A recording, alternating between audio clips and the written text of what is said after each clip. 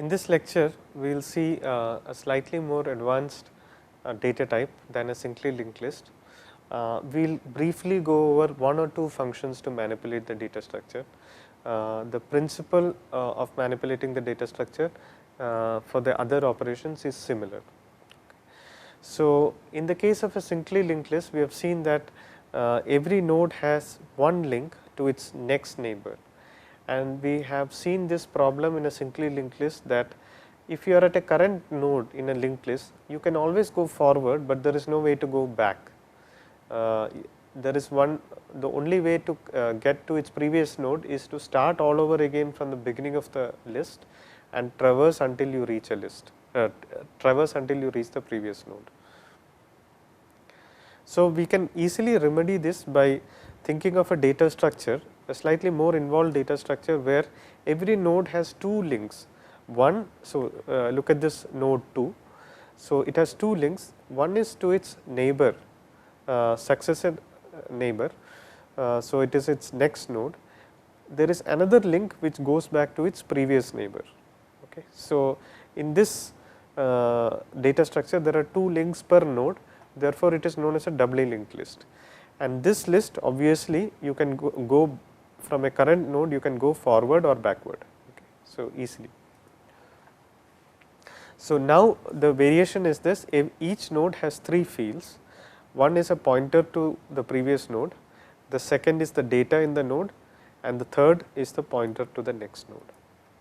Okay. So, how will the definition look like? It will say something like struct DLL node, doubly linked list node.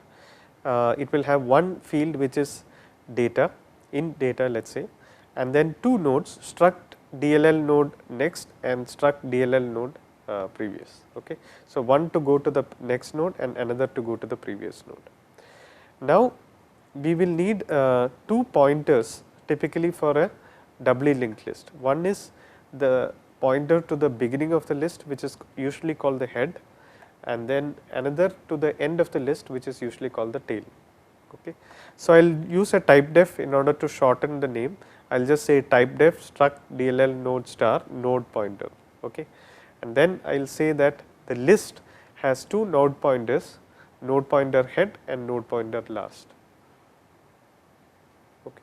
So, a doubly linked list, each node in the doubly linked list has two lists, one to its previous node and another to its next node, and the list itself has two pointers, one to the beginning of the list called the head and another to the end of the list called the tail. Okay.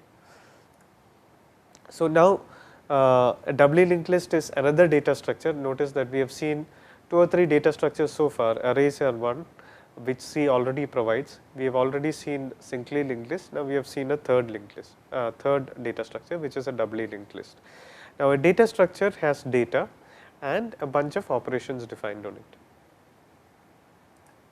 Okay. So, let us look at typical operations that can be defined on a doubly linked list, and we will go over the implementation of two or three of them. Okay. So, node pointer head. So, this is a function that should return the head of the list. Similarly, node pointer tail, this should return the tail of the list. Insert before, so this is like the insert before node in the case of a simply linked list.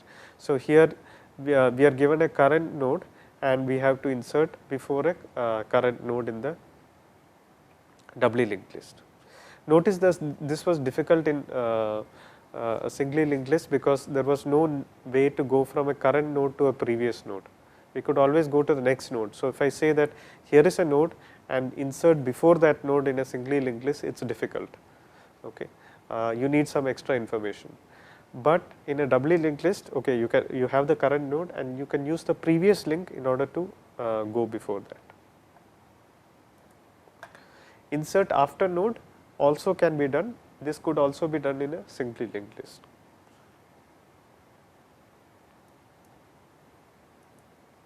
Okay. So, and then you can think of several other common like you can think of a make node, you can think of a make list with a single node pointed to by p new. You can make an empty list, you can check whether a given list is empty. You can write functions to copy a doubly linked list to a new doubly linked list. You can concatenate two doubly linked lists. You can do a deep concat. We will see this in a future slide. You can append two linked lists and so on. Okay. Similarly, we can have insert, since we have insert functions, we can also have delete functions. You can delete a particular node. You can extract a node in the sense that, so delete would take out a node and free the memory allocated to the node. Extract would just take out the node from the linked list, but you retain the node. You can delete an entire list and so on. Okay. So, let us look at a couple of these functions. Other functions can be written in similar manner. So, suppose let us take insert before node. This was a function that was not easy with the singly linked list. So, I am given a linked list L, I am given a current node P CURR and a new node to insert before the current node. Okay. So, what are the things to check? If the list is empty, then insert before the current node just means that you create a new node and return the new list. Okay. Now, if the head of the list is null, then you just say that now the new list contains only one node, L head will point to new, L tail will point to new. So, if the list itself was null, then what you do is you create a new node. Now, the new list contains only one element. So, the head will point to that and the tail will also point to that, okay, and you return that. Now, you come to the non-trivial case. Suppose there is a list and the list has some elements. Then, so if P current is not equal to null, then what you do is, okay, sorry, if P current equal to null, then you return the L. This is an error. If P current is not equal to null, then what you do is the following. Okay. So, now you have to insert P new into the list. So, how do you do this? Okay. So, we say that the new nodes next will be, so we are trying to insert P new before P current, right. So, the new nodes next will, so the new nodes next will be P current, P currents previous will go to P new. Okay. And so, the P news next will go to P current and P currents previous will go to P new. Similarly, we have to say that the previous node, the node before P current, it has to point to P new. So, P currents previous, that node's next will go point to P new, okay, and then you return the new list. So, this can be done by looking at pointers and handling pointers carefully. Okay. So, now let us see how to delete a particular node in a list. So, if you have to delete the header of the list, then if there is a list, you just delete the header and you just free the entire list. Okay. Now, if you have to delete a particular node in the middle of a list, okay, what do you do? So, let us look at the various cases. Okay. So, in case 1, the node that you want to delete is the head of the list. So, in this case, suppose you want to delete P, what would you do? You would make head point to the next element and free P. Okay. So, head will be made to point to P next. Okay. So, this is the line here, L head will go to P next. Now, this guy's previous will be set to null because we are going to delete this node. So, this guy's previous will be set to null. So, now it does not point to anything and then you will free P. Okay. So, this is the first case where P, the node to be deleted was the head of the list. Now, similarly, if you want to delete the tail of the list. So, now what should you do here? The tail should go to P previous. Okay. So, in case 2, when P is the end of the list that we want to delete, then tail should go into P previous. Now, this guy's next will now point to null, because we are going to delete this node, and finally we will free P. Okay. So, L tail will go to P previous, L tail next will be null, and then finally you will free P. Okay. So, we have seen two easy cases, one is delete the head and the other is delete the tail, and now we will see the difficult case where P is an intermediate node. So, in this case what we will do? So, we have to remove this node.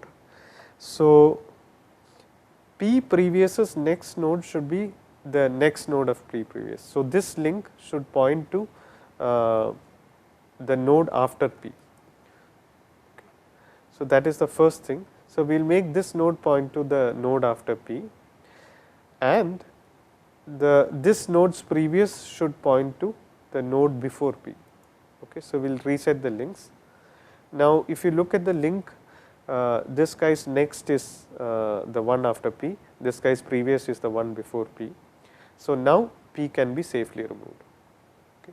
So, this is how you would delete a node in the intermediate list. So, if there is a next node, then P next previous will be P previous, that is this backward link, and if there is a previous node, then P previous next will be P next, that is this forward node, and finally after that you will free P.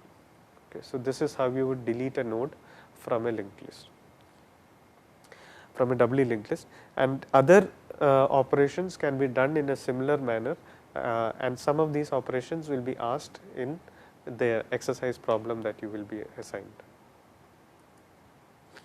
Similarly, you can think of an extract node. The code will be exactly identical to before, except at the end you will, instead of freeing P, you will return P. You do not free the P node, you will just return the P node. Okay. Now, let us look at one more example. How do you append one node to the end of a list? So, first we will check that the node is pointing to a non-null node. If it is pointing to a null node, there is nothing to be done. So, there is nothing to be appended, so you return. Now, if there is a list, then what you do is, if there is no list, what you do is you make a list with only one node, which is P. Now, if there is a list, you can in order to append a node at the end, what you could do is call insert after node L last P. So, append will be the same as insert the node P at the end of the list. So, you will say insert after L last, what is the node to be inserted? P. So, if you have an insert after node or an insert before node, you can do this to implement other functions. Okay. So, this is a brief introduction to doubly linked lists, which are similar to singly linked lists, but facilitate forward as well as backward traveling from a current node. Using that, you can implement more functions easier than a singly linked list. At the same time, it has all the advantages of a singly linked list, in the sense that if you want to insert a node, it can be done using a constant number of operations. If you want to delete a node, it can be done in a constant number of operations. So, those advantages are similar to a singly linked list. At the same time, the disadvantages are also similar to a singly linked list, in the sense that if you want to search through even a sorted doubly linked list, you have to search through all the elements.